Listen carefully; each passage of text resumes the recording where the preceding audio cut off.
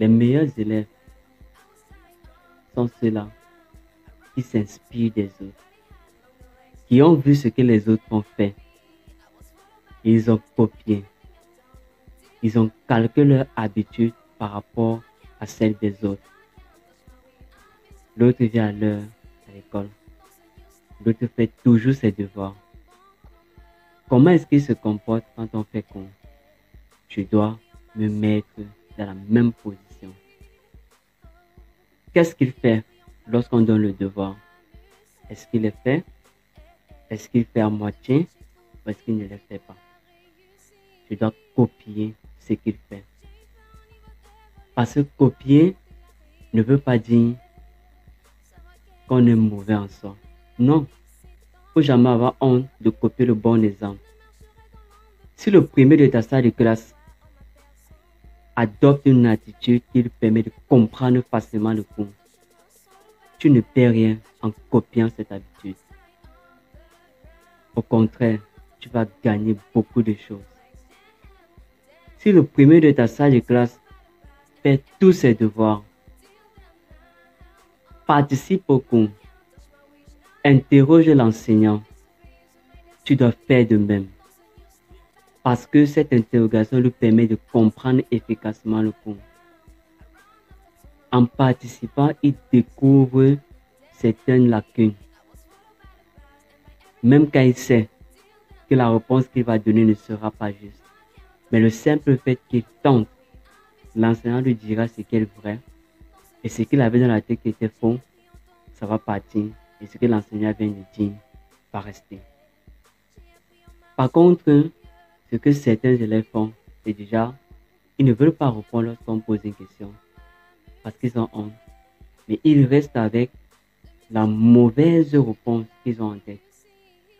Même si après l'enseignant dit ce qui est vrai, ce qui était d'abord là n'est pas parti. C'est toujours là.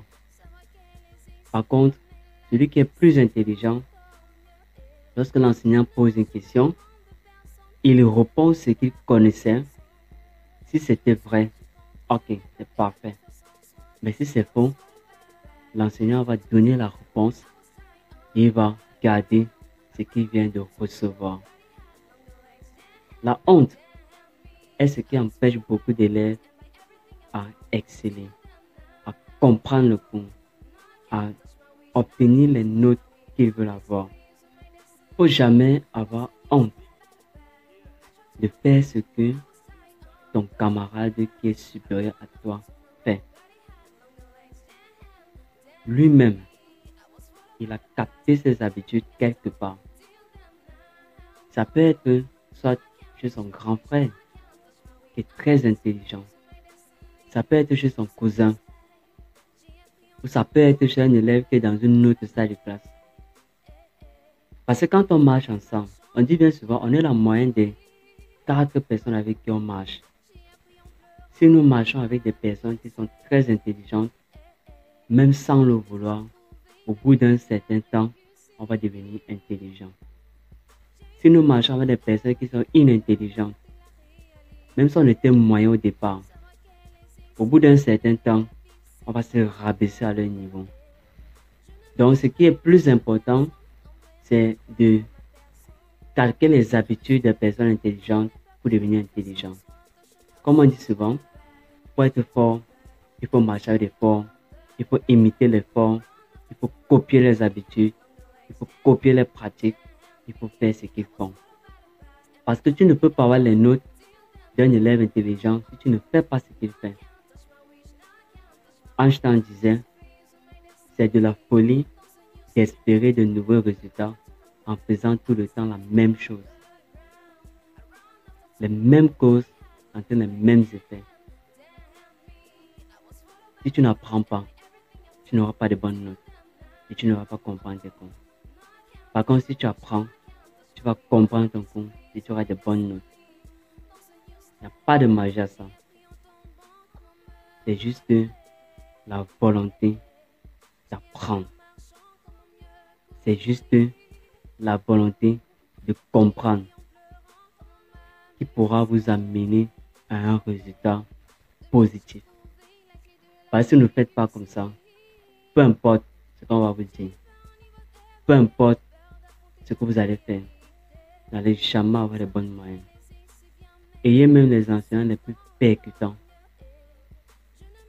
Mais si vous déjà, vous n'êtes pas prêt à recevoir les notions, ces notions ne vont pas rester dans votre tête. Donc, je te laisse le choix d'être celui-là qui veut rester dans son couloir et ne rien comprendre, ou être celui-là qui veut imiter les plus forts et devenir comme eux.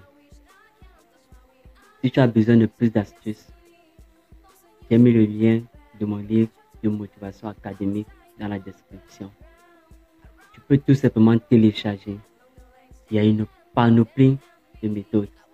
Il y a une panoplie d'astuces que j'ai écrites seulement pour toi. Et lorsque tu vas lire ce livre, je te prie de pratiquer ou bien de faire tous les exercices qui sont recommandés dans ce livre. Avoir ce livre, c'est une chose. Et pratiquer en est une autre chose. C'est pas la pratique qu'on grandit. C'est pas la pratique qu'on apprend. C'est pas la pratique qu'on se redécouvre. Et c'est pas la pratique qu'on découvre ses limites. Donc, si tu veux aller plus loin, dans la description, il y a également un lien qui va te renvoyer vers mon espace de coaching personnalisé privé où je te prends en charge. Je te fais ressortir le génie qui sommeille en toi. Au bout de seulement 30 jours, tu seras une autre personne. Sur ce, je te souhaite bonne suite dans tes études. Je te souhaite bon courage. À très bientôt.